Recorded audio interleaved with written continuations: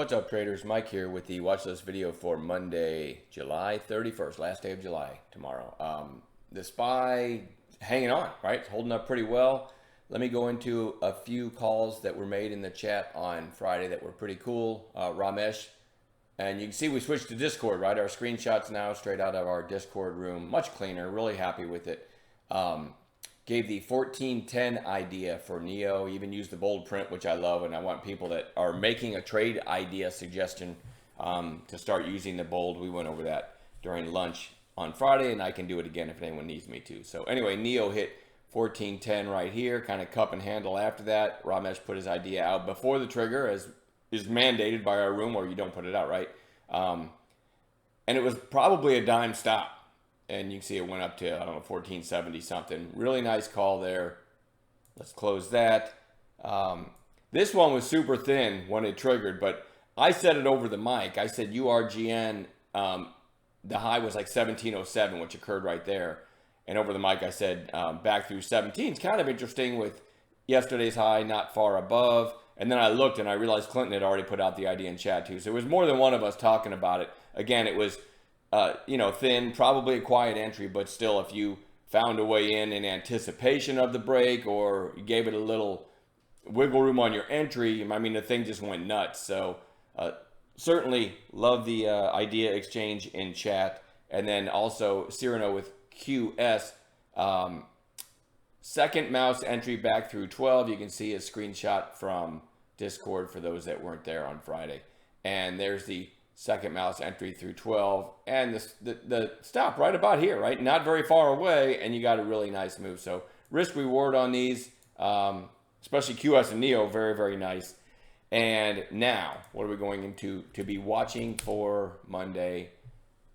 For intraday trades, I do not hold overnight. You guys know that. ROKU, big breakout on Friday. We're going to keep our eyes on that one. TUP had a big gap up here, pull back, then a big two-day run, and kind of a, I don't know, say quiet inside day, but an inside day on Friday. That's still anything that can move like that with a lot of shorts in it.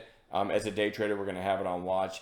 View, VIEW, massive volume for this stock on Friday, closing well off its highs.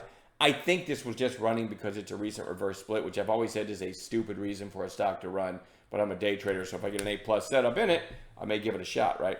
QS, talked about Cyrano's call on Friday, had a big pop on Thursday, right, and gave a lot of it back, and then the strength held up really well on Friday. So now I got the attitude that, hey, this thing's super strong. I'm going to keep it on a chart. EH, little mini breakout over that 20 area on Friday, maybe a continuation pattern. Certainly, if you could argue it's extended now, but certainly worth watching all week. TAL, nice move, big volume, strong close on Friday. CMRE, kind of the same thing as TAL, big move. We're going to watch that one. FIXX, I believe, had earnings on Friday and closed pretty well, so that might have a continuation day. ULBI had the big rip on Thursday and then an inside day on Friday. Maybe back through 8 on Monday. We'll see. We'll see if it gives an A+ setup. RGTI, I like the looks of this chart. You can kind of picture a little flag here after trying to break out. I believe it's in the quantum computing space, which has been pretty hot. IONQ, wait, I have trouble typing that. IONQ just ripping, so that's probably the leader in that space. If it continues, it makes me like RGTI even more. COUR gapped up. Look at the intraday here. Gapped up, sold straight off, came back up, takes out the highs by a little bit, but that would have been a too far, too fast for us. Came back down to that 15s buy zone, but went out at the highs of the day. So that one may have a continuation day in that.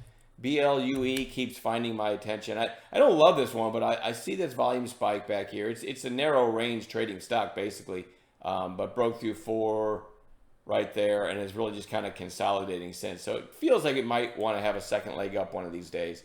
So it doesn't cost me anything to have it on a chart. DFLI, I'll zoom in a little bit, had a nice run. Let me zoom in some more there. Had a nice run here and is flagging ever since. And then lastly, MNK, which had the big pop. Then the gap up, but a couple red days, may turn back up on Monday. I'll keep that one on watch too. I'm done babbling. We'll see everybody in the chat room in the morning.